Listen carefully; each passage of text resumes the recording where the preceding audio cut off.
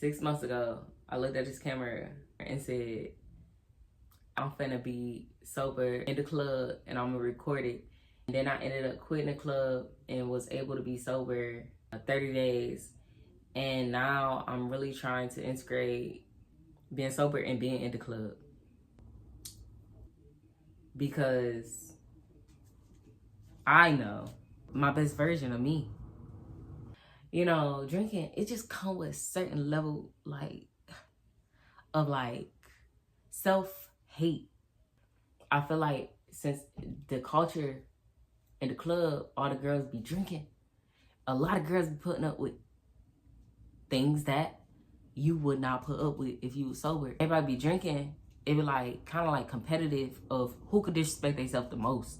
Cause I really think that it's hard to just be grind on peen when you sober. And I really think that that's why the entertainment value in the club has gone down, because it's really just about who gonna disrespect themselves the most for this little bit of money.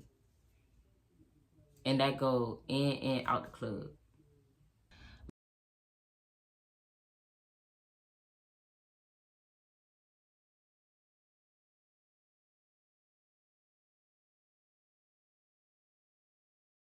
I ended up going to work and I was sober for a whole shift. At first, it really was my confidence, and I was like, dang, I don't know if I can dance while I'm sober. I didn't want to walk up to nobody and ask them hey, you want to dance, blase, blase, whatever, because I was I didn't want to grind on peen. Maybe I'll insert a clip to show y'all how and what I mean by grind on peen. I really wasn't walking up to nobody. Plus, I was I really don't want no rejection while I ain't drinking. It's hard already. A piece of rejection will just be the icing on the cake to, girl, just sit down. So, anyway, I sat there scared in the corner for forever. And then somebody that I had danced for back when I had my short hair or whatever, he had came up and he started talking about oh, she from the DMV, she from the DMV. And I really didn't know what he was talking about. And I was the DMV. At first, I was thinking GMC, Michigan, and then he kept saying DMV, DMV. So I really was I'm from the DMV.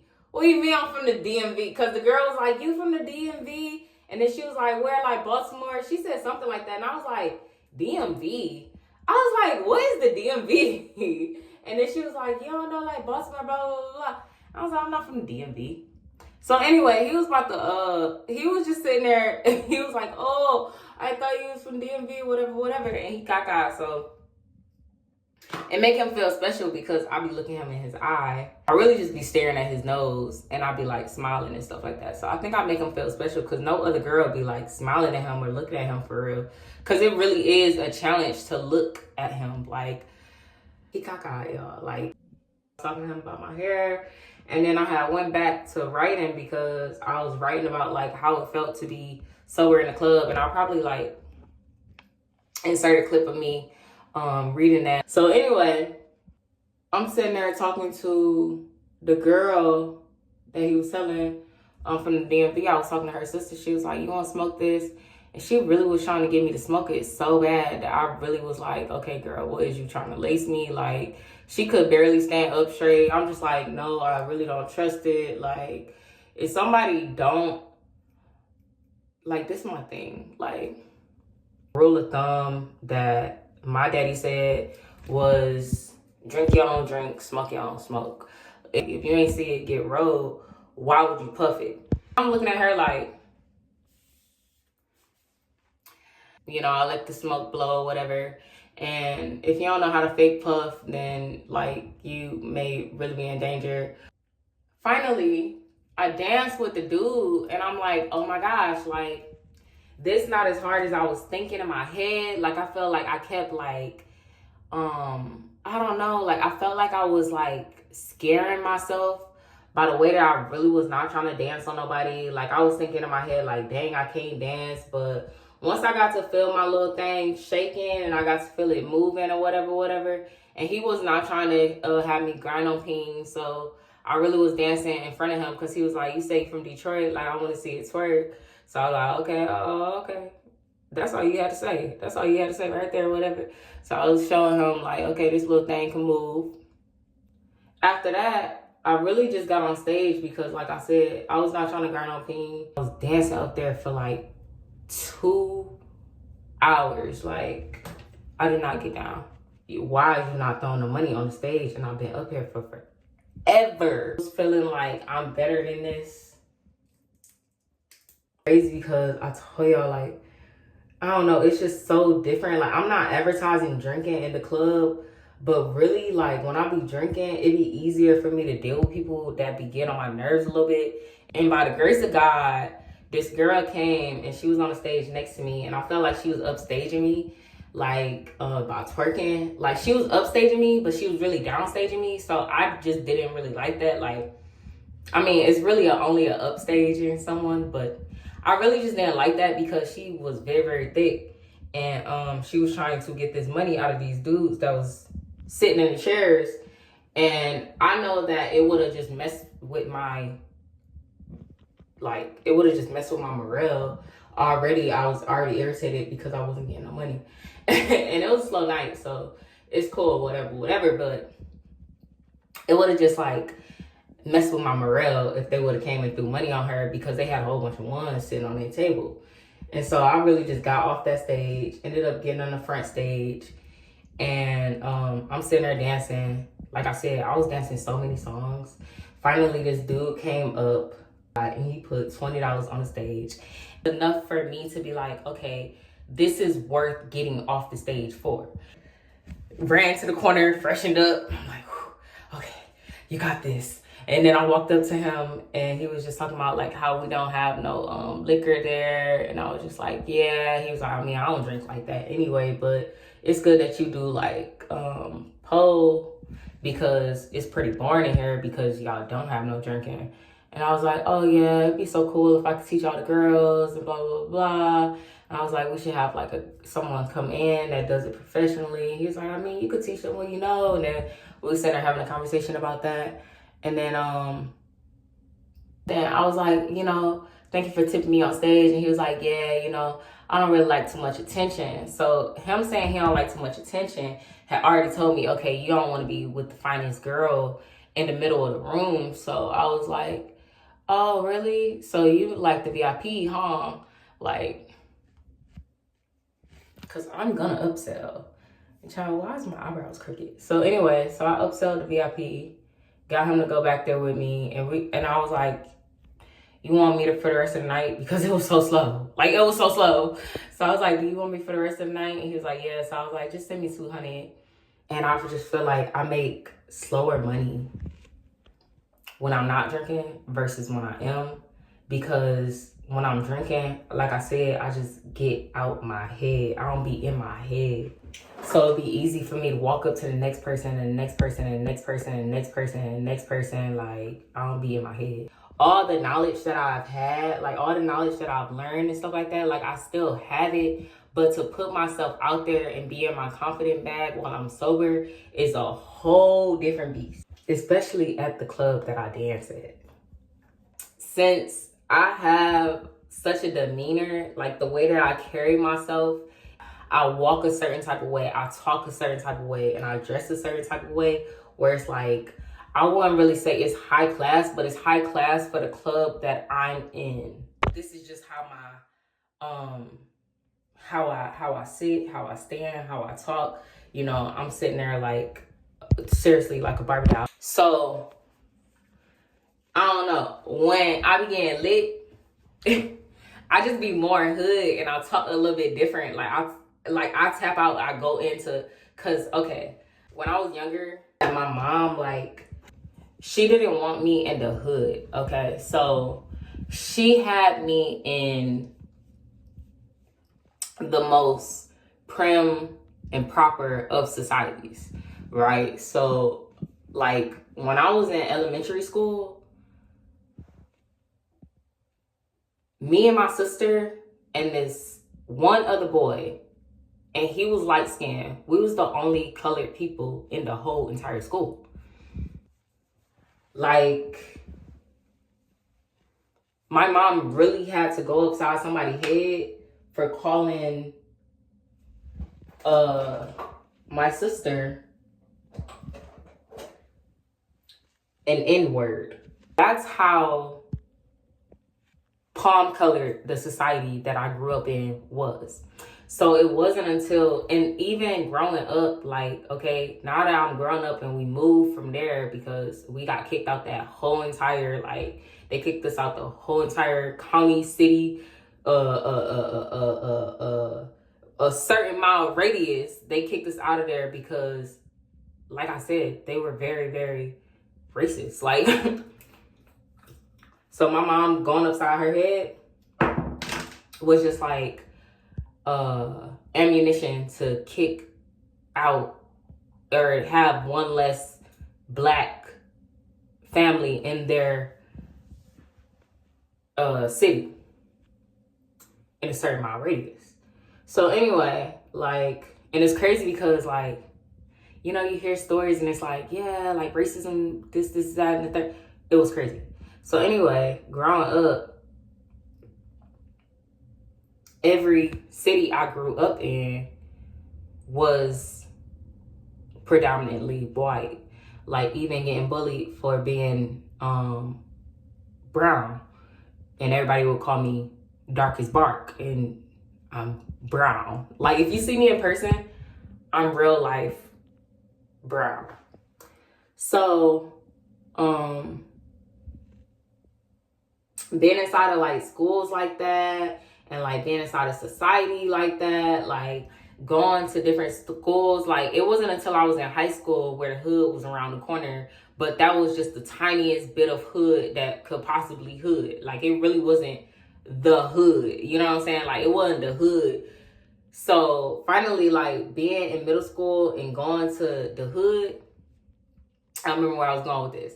Finally being in middle school and actually going to, like, the actual hood and living with my daddy was different because, okay, now I'm here. Now I see, like, you know, I'm going to a DPS, so they only got, like, one book to share amongst the whole entire classroom. So of course ain't nobody in here doing no work.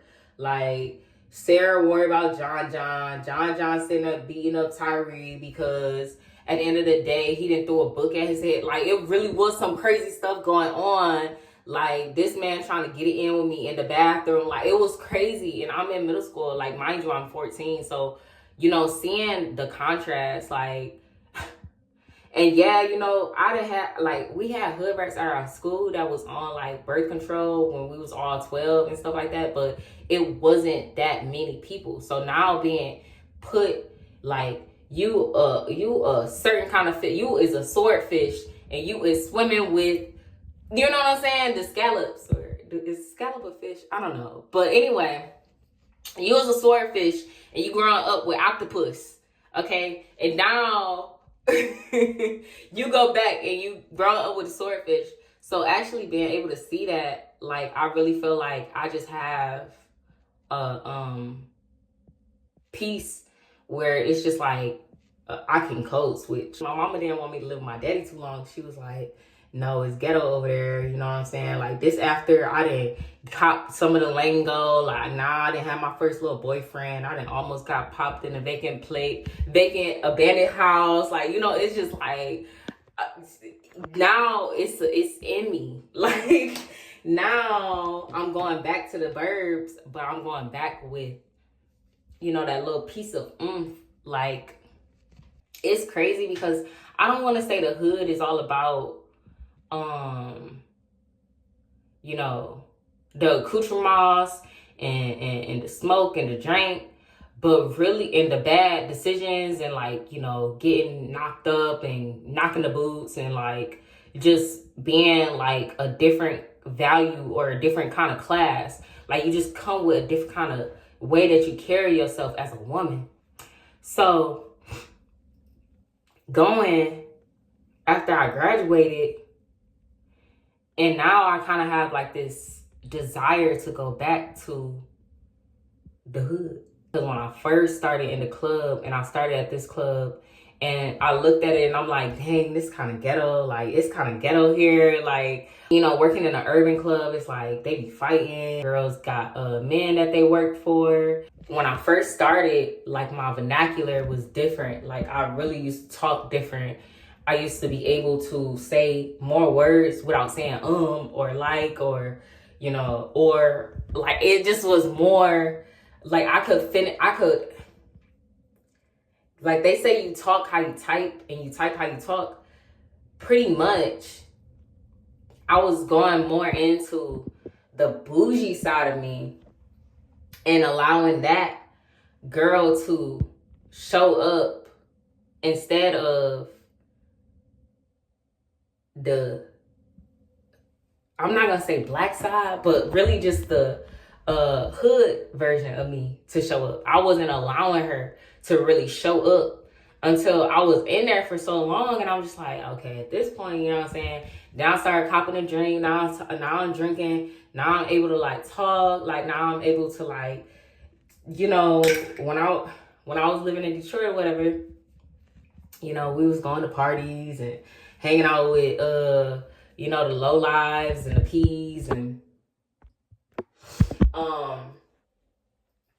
doing all the things, child, doing all the things. Okay, we was doing all the things. Okay.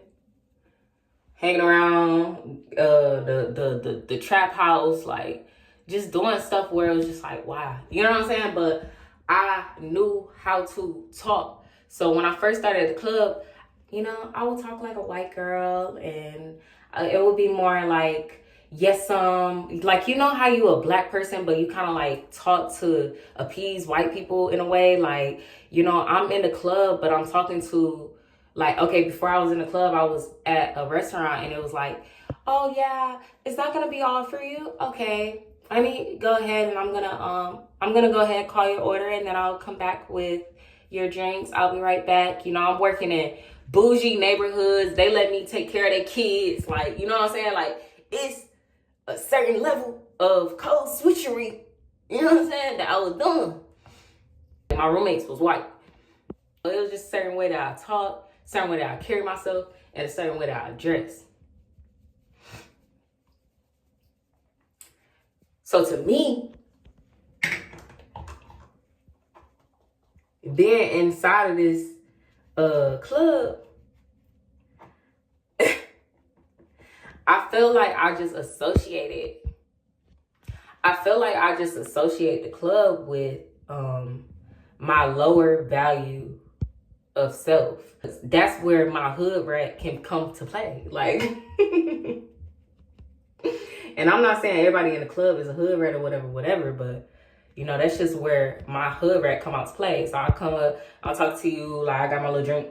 What's up with you? Like, oh, da, da, da, da. You know, I'm talking like that. I don't want to say I had a white girl living in me, because that sounds weird.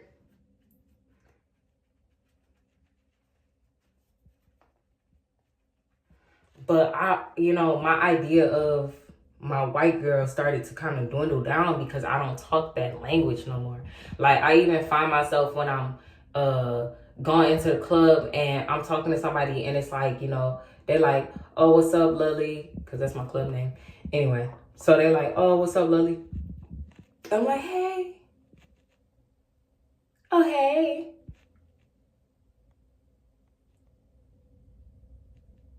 Like, I don't know, working there, I ain't never said, like, you know how I just say what's up more. Like, it's so weird. Like, I'll be like, oh, what's good? Like, it's just so weird how, I don't know. But there, I feel as though it's hard for me to successfully switch off drinking because it's so urban. Like, it just make me more being in the hood regardless just makes me more like, I don't know how to explain it. Like, it just made me more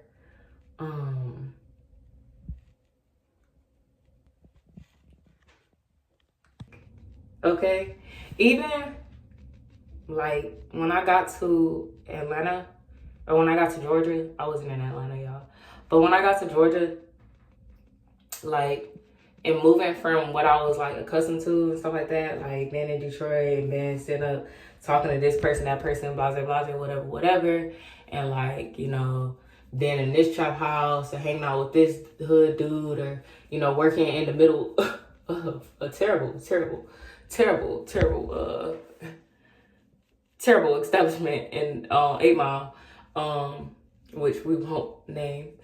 But like, coming here, it was easy for me to like go cold turkey sober and start being vegan and stuff like that, because I took myself out of, I'm not gonna say the ghetto, but just living in an area where you allowed to do certain stuff that you're not gonna get the police called on you as fast as if you was in an area where if you did that certain thing that you're gonna get the police called on you in like less than 5 minutes. They will be there in less than 2 minutes.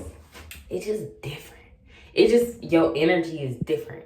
The way that you carry yourself is different. So being in an urban club, the way that I carry myself is different. The way that I talk is different. It changes the way that I have a conversation with a person, because now I'm having a conversation with you, but like, okay, and even, you know, being in the hood, if you talk to a girl, you sitting up, you talking like this and this, that, and the third, like, or you looking at somebody, like, you can't even like really look at nobody like whole outfit. Like, it's a certain way that you gotta carry yourself. It's a certain way that you know, you kind of have to switch that off. I think that the biggest thing and the messed up part about it is that, like, for the most part, and I haven't gone back to try to dance at Pink Pony again since I've had hair, because last time I was trying to dance at Pink Pony and I was looking like this and I was mad that I didn't get the job. Like, looking back, I'm like, well, girl, why would they have hired you and you look like that? You look like you're gonna run off with one of their dang on customers. Like, child, you look like all it takes is one man to come in here and be like, I'll be your sugar daddy. Here's $5,000. Like, certain clubs, they just have a certain caliber of men that they really could buy, you know, certain men, they really could buy you off the lot. And they don't need to be hiring girls where they know that a man could come in here and buy you off the lot. Like, child, what's... Anyway, I was going to end up going back and seeing if they would hire me. Like, stop playing with me, y'all. It do suck because certain clubs that are gentleman clubs, like, that's why I like dancing at Wax, especially when we had adult beverages and we be open in daytime, because for the most part, most of the men that would come in there, like, I done met a doctor, I done met a lawyer, like, even if they was lying about their profession, like, they still took me to the VIP and paid my price. Like, but it was more talking, it was less like dancing and stuff like that. That's why I actually do enjoy dancing at that's why I mean, I still enjoy it, but that's really why at first it was like, dang, I don't see why I would ever quit, because having like $1,000 nights and stuff like that, and not having to be on a certain shift, like, I don't have to be on a day shift. I don't have to choose night shift or day shift. Like, I don't know. Wax was just like, Wax is really that za when I first started dancing there, because child, the drinks and the customers, and they was really that za, okay? They really was doing that big one. It sucked that it's so hard to get inside of the classy clubs, especially being a classy chick. Like, but for the most part, even the urban clubs, like, in the daytime, every other urban club or whatever, like, every club, everything in the daytime be more of gentlemen. But at nighttime, like, and I keep doing this to myself, and because Yesterday, the dilemma was I really didn't have no sleeping pills, so I didn't have a choice. But and the only thing about Wax now is that they don't have no drinks. So like I'm pretty sure that it's a gentleman club in the early morning, but no shade. But when I look at the girls on a certain shift, I be looking at it like, who finna come back in after they see me? You know what I'm saying? Like, why all the pretty girls want to work at night?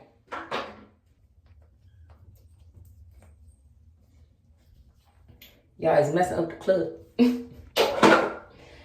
Cause who's gonna come back in after they didn't see? Okay. So yeah. I forgot where I was going with this because I told y'all I'm really bad at multitasking. But this came out cute. I really should have been a makeup artist.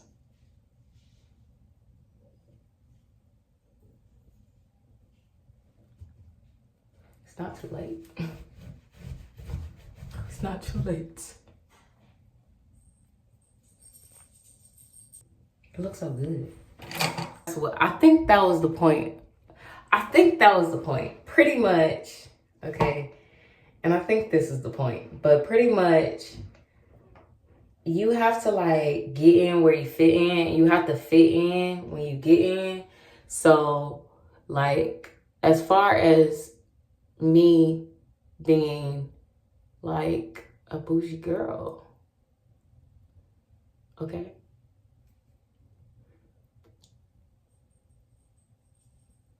Knowing that I need to get in where I fit in is like knowing that I may not be able to keep up with dancing in the club if I don't get inside of a bougie club. Cause my ratchet self need certain ratchet things. In order to level up, sometimes you gotta leave things behind. And I'm glad that I got to dance at Wax because I do think that it's a lot of things that if you really want to be a dancer, you have to learn, like as far as customers and like even giving out fake numbers, like how far of like talking to them, how much talking to them I do now is so much different than when I first started. I was so green. And I really think that a lot of these men get off at just knowing that they can have a conversation with you. Like they can text you and you'll respond. And then they could call you and get off the phone with you. Like it's weird. Like it's really weird. But I really think that they get off on that. Like, and you know, they'll try everything that they can in their power to not pay what you just told them blase costs. I'm trying to make the other one look like the other one. One of these things is not like the other. And then getting to see like half urban, half gentleman. I really think that Wax is that like beginner club. I think that is very, very necessary.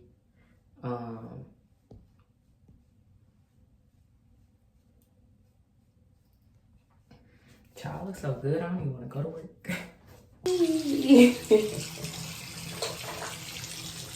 I'll be right back.